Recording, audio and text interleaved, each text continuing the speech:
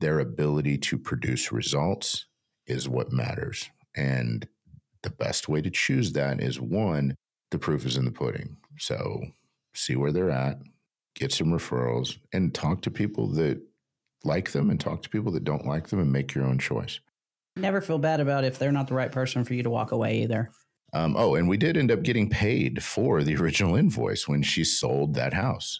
It was several months later, and a random check showed up for $195 with a thank you note and a smiley face on it. So I am your host, Flint Anderson. And if you need more of an introduction than that, then go listen to some of the earlier podcasts. And with me today is my beautiful but invisible co-host, Dez. Hola. So thank you. This premiere month has been hectic and incredibly, busy and a lot of work. If we'd have known how much work it was going to be, we'd have done it, but I think we'd have allocated a little more time to it. So we appreciate all the love and the feedback that you guys have shown us, and just letting us know what you like and what you don't, and what you want to hear. So if there's something that you want to hear us talk about, or something you like, or heck, even something you don't like, leave us a comment, let us know, and we will be happy to explore that. I want to talk about mentorship today, integrity, how to pick your friends. I don't know what's a good title for this. I got a lot of things that tie into this particular topic, and Dez, we don't have any show notes, so if you want to chime in, just let me know. Because what are we talking about? Talking about how to choose a mentor, how to choose friends, how to act with integrity, how to decide if people act with integrity. Just the stuff that we've been talking about for the last week or two. There's been a lot going on in the online space, and just a lot going on in general. But I think people really need to know how to choose their friends. They spend more time picking their car or the color that they're going to paint their bedroom than they do their friends or their spouse or their mentor. Or they think relationships like that just happen, like they're kind of a pit. What do you think? Yeah, a lot of people don't even notice red flags with people either anymore, I don't think. Yeah, that's true. Some people are intuitive about this and some people aren't. So don't feel bad if some of this information is new. I know a lot of it was a learned behavior for me, and some of it I really still kind of struggle with. Doesn't mean you have to alter your character to be guarded, but it does mean that you have to learn from people that know or are intuitive in different ways than you are. I don't know where to start. I want to start with integrity. And I have a story from contracting that just proves the power of integrity. I think this is a good place. I'm going to tell Lane's story. What do you think, Des? Okay. That shows, it not only shows integrity, but it also shows the power of doing what you say and keeping your word. Years ago, I don't even know, 4 or 5 years ago, might have been even longer than that. Time kind of runs together when you do the same thing over and over again. You started a story years ago. Well, it's not so like much into that. Yeah, well, it's not like I'm starting a military story where I got to go with the weather and everything else. That was Dad's. Yeah. We had a service call. It was a pretty basic service call. It was a house that was being sold. We got a work order from an agent that I'd never worked for before, and it was for just some minor work, less than $200 worth of work. I didn't realize it was an estimate, and dispatched it as a work order, sent a guy out, fixed it, sent an invoice over, and man, I got a phone call the next day, and I don't even think it was the next day. I think it might have been that evening, and this young lady was hot. She was really mad at me. My mother would use the term blessed out. And for those of you on the East Coast, that's a West Coast thing. It means that you're getting cussed out and told where to go. This particular lady, she was mad, but she didn't use any inappropriate words. She didn't cuss at me, but I knew she was mad at me. So how do we handle that? Well, it was my mistake. I didn't argue with her. The work was done. There was nothing we could do about it. I said, I'll tell you what. I'll send you paid in full email, and you don't worry about it, but you can still keep the invoice, and I'll still honor the warranty on the work. She didn't really quite know what to say with that, but she felt she got her point across, and so she got off the phone. That was it. I didn't really expect to ever hear from her again, but it was my mistake. I owned it, apologized, and went forward from there. How much was the invoice? $195. Oh, it was a little bit of nothing. It was some minor work. But it was work that she had not authorized, and it was a house that was not ready for sale. She just wanted to know how much it was going to cost to fix the couple of things that we took care of. About 3, maybe 5 months later, she calls me And she reminded me who she was. Did not need the reminder. I haven't had my shootout like that in quite some time. And she said, I need you to meet me at a condo, at my condo. I believe it was hers. I don't remember at this point. I need some work done. I said, yes, ma'am. I'm not going to mess this up again. I'm not sending an estimator. I'll be there myself. So went and met this lady. And I don't know what I was expecting when I walked in to meet her, but yeah, she was almost 5 foot tall. And the juxtaposition between the rear end chewing that I got and this just beautiful soul that I met at this condo was I had trouble reconciling it in my head. Turned out it was almost a full flip to rental property, interior, get it ready to go to sell, and several $1,000s worth of work.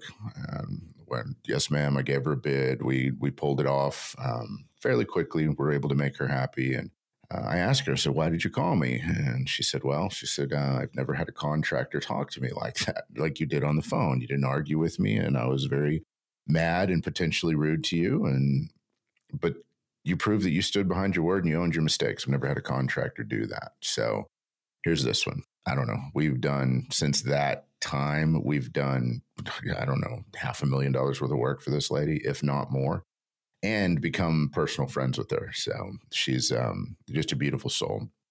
And I did tell her that I was going to be sharing this story. So I know she's listening, and I really appreciate you. And I appreciate the value that came out of this story and that we can use to help teach integrity to other people.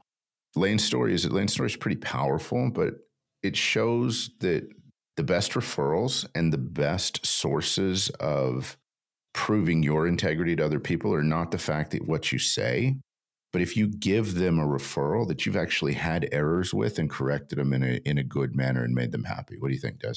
Oh, I was so into the story. Did you ask me the question again? I'm sorry.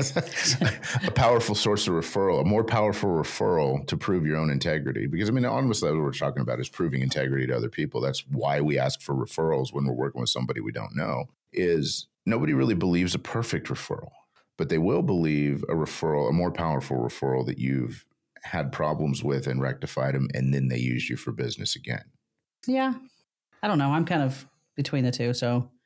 What do you mean? Meaning, I mean, if somebody gives me somebody that I know that I've worked with or known them personally, they give me a good referral.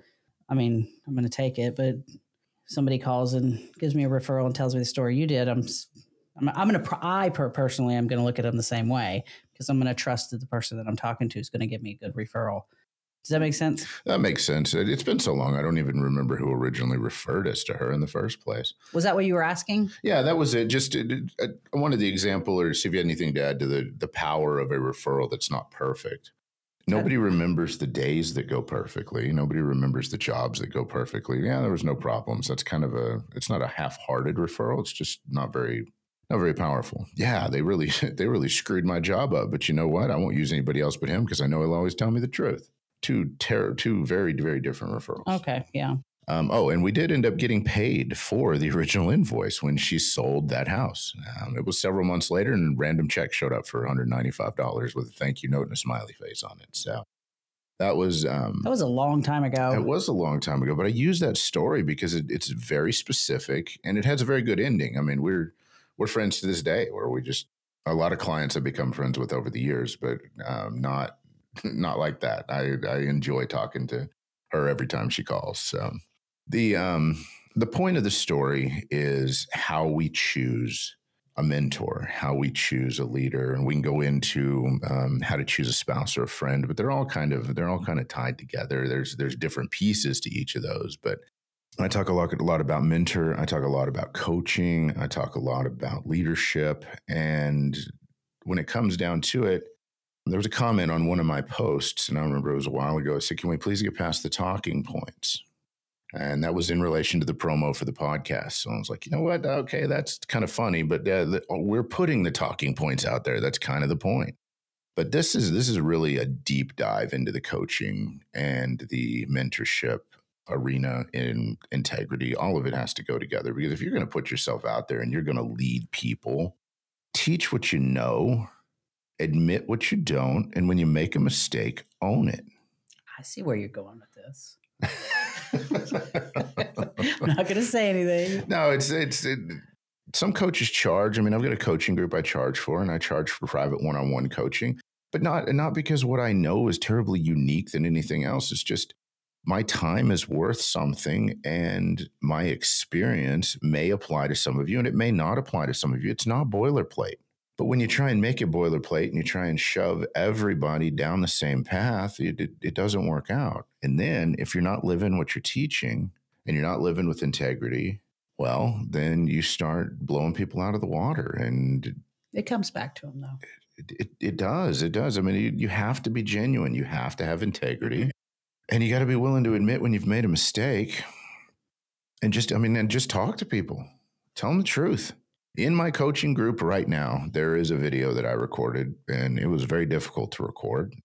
I made my coaching group go dark for about 18 months because I wasn't real sure what I wanted to do with it. There was a few people that hung on that are still in there, and I'm grateful for them, and I'm grateful for the feedback and the fact that they're there. And then as we're growing and as our message is getting out there, I see that becoming a fundamental part of what I do on a daily basis.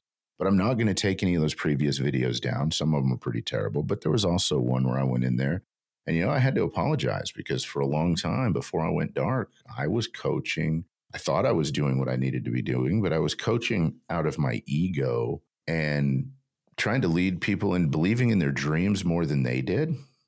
I was living authentically, but not as authentically as I could have been. And I had to get in there and I had to explain to those guys, one, why I went dark. And two, I had to eat a big old plate of humble pie and talk about humility. Talk about why I went dark, why I didn't continue with I don't know. I had to explain the personal journey that I put myself through so that I could look these men in the face and tell them I was worthy of the position that they had chosen to put me in. And everything about me originally thought that was ego, thought that was, oh, well, I'm the leader. You got to do this. I puff my chest out and go, no. It was, I have to live the way I teach. I have to admit that I'm human. And when I make mistakes, I own them. And I've got to live and I've got to teach to that, which that's where the definition of the jacked Fred Rogers came from, because I really love working out. And I focused on that as a path towards the discipline I needed in the rest of my life. But I also wanted to make sure that I led with kindness and then I led with love, because there's some videos out there where I'm trying to be aggressive. And there's a couple where I'm really pissed off.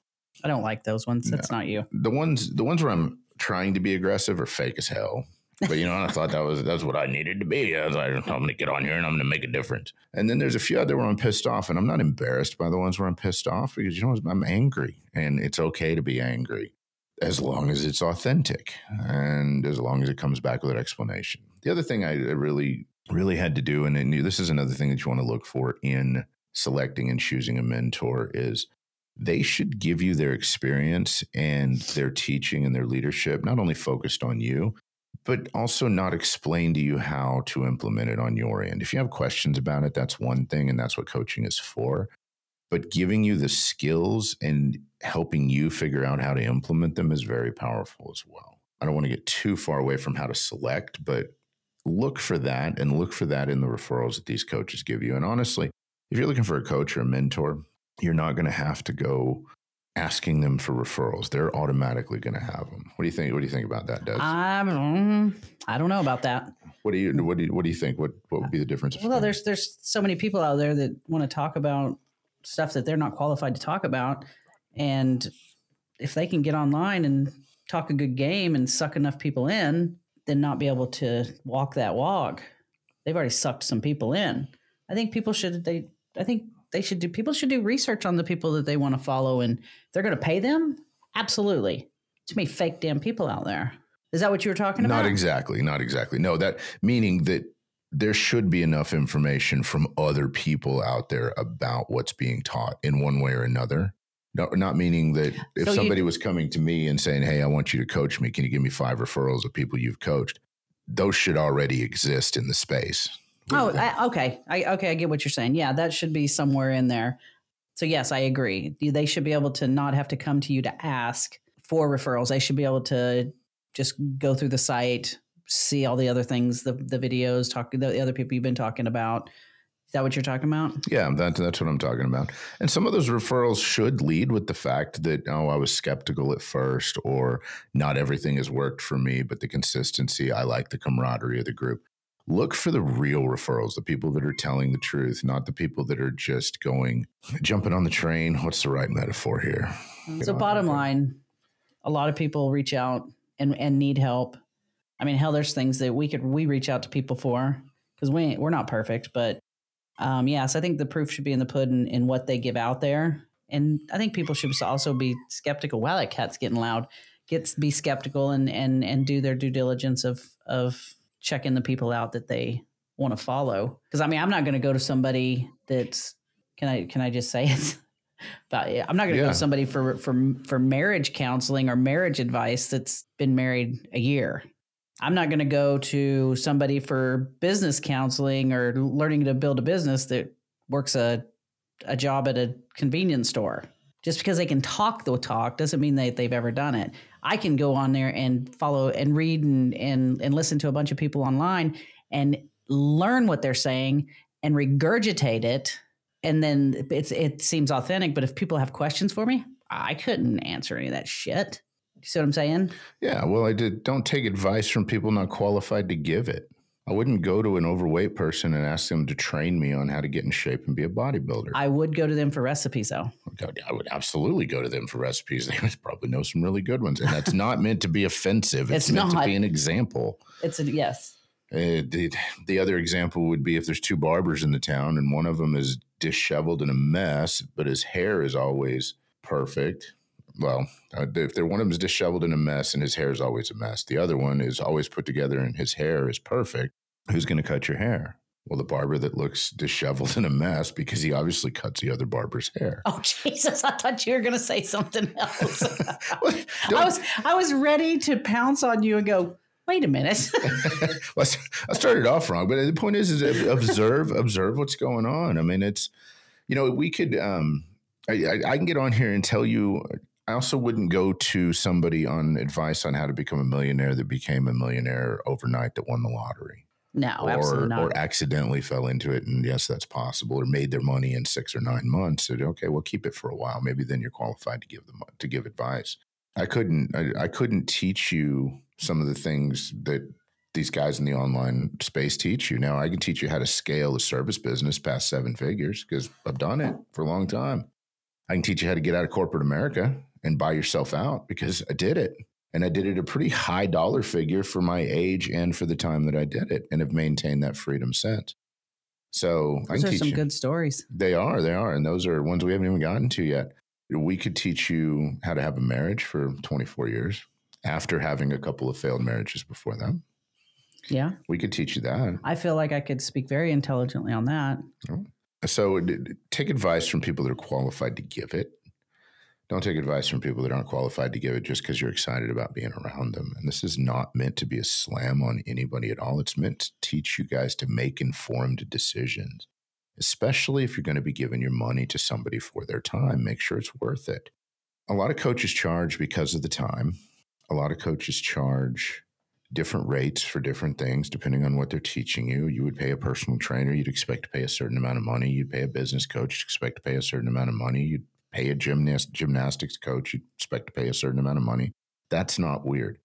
Their ability to produce results is what matters. And the best way to choose that is, one, the proof is in the pudding. So see where they're at, get some referrals, and talk to people that like them and talk to people that don't like them, and make your own choice.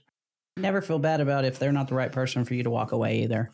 No, never feel bad about that. And that's that. I think a lot of them do that whole guilt thing. They're like, and they continue to suck you in. Just, I don't know how, I don't have an example, but you see it because I guess people get enamored with them. They're like, oh, I want to be around this person. I want to be around this person. And they continue to pay the money because they think they're going to be able to be around this person.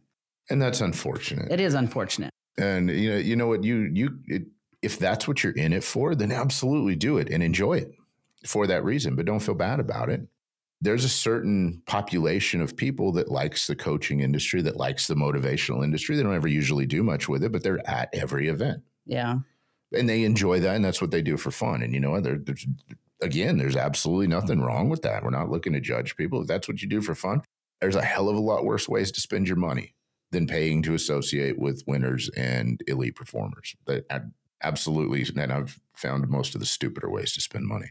The thing is your needs are going to change over the years. Your mentor now will help get you to a level, and it may be time to move on to somebody else, and that's okay. And a true leader and a true mentor and a true coach is going to understand that. They're going to understand that there's a time for everything, and when the time is done, it's time to move on. Well, there's no hard feelings. One of the things that I teach all of our subs, and I always have, and now I'm starting to teach this in the mastermind class for service businesses, is I teach people how to work with me or how to work in general with a wholesaler while they scale their business. And I actually specifically will teach my subs how to go into competition directly with me. There's plenty of work in my industry out there. But the thing is that engenders loyalty. And if I hold any information back, then it destroys my own integrity. Has that bit me in the ass in the past? Yeah, sometimes. Sometimes people outgrow me. They don't ever work for me again. They don't ever talk to me again. Well, okay, that's fine. But more often than not, it grows people, it grows incomes, it changes families' lives, and it helps these men get to a point where they realize they're happy and they're enjoying themselves and they're making money and they're finally able to pay their bills. And the thing is, not everybody's going to get to that point. And as a leader and a mentor and a coach, you have to understand that. You know what? Sometimes not everybody's ambition level is the same as yours. Sometimes people will grow to a point where they're happy at a certain level and they just want to stay there. And you know what? That's okay too. And you don't have to look down on them, and they should. The last thing your coach or mentor or leader should do is look down on you because you don't want to make more money than X. And if you're happy and you've got time with your kids and you've got time with your family and you're living a life you never thought you could live and you're content, dude, I'm super excited for you. And I don't care if that number's $20,000 a year, if it's $200,000 a year, it's $2 million. I'm happy if you're happy and if you're genuinely happy. Now, if you're just saying that because you don't want to do the work, well, that's a whole different conversation. But when you're choosing a mentor, you're choosing a leader, and you're choosing a coach. And yes, even in corporate America, you can choose your leader. One thing I've always said, especially in the corporate world, is there's two kinds of people. The first kind of people in the corporate world have titles, and those are your managers. And then there's the people that are actually leaders in the organization and they know what's going on. And those two don't always go together. Occasionally they do. So look for people that are really out there and going and getting and truly involved in other people's lives and making a difference in other people's lives, that truly do care about the outcome, about your goals, and about what you want. And this can be achieved in a one-on-one setting, and this can be achieved in a group setting too. You can tell based on how they teach and what they teach where their hearts are at. Are they truly wanting to lead and lift people up? And, you know, people can start off this way and then they can change over time. Sometimes they don't change. Sometimes that's you changing. You got anything to add to that, Des? No, I have nothing to add. I got nothing to add to that. All right, guys, to wrap it up, and I did touch base at the beginning on how to choose friends, how to choose spouses. This whole thing goes from there. If you like spending time with somebody, that's cool. If you want to have a connection with them, or you do feel like you have a connection with them, just be wary. Be friends with them, but wait until the glamour wears off and see where they're really at. A true friend, a true leader, a true mentor will have your best interest at heart, and they will genuinely be excited when you have good news, and they'll be there for you when you have bad news. Shouldn't have to work for that stuff. It should come natural. It should come natural. It should just be there. Believe in everybody and wait for nobody. Listen, guys, appreciate the love. If you're not liked and subscribed on YouTube, then go do that. Whatever platform you're listening to us on, we appreciate it. Share this with somebody who needs it, and we will see you on the next episode. Love y'all. Peace.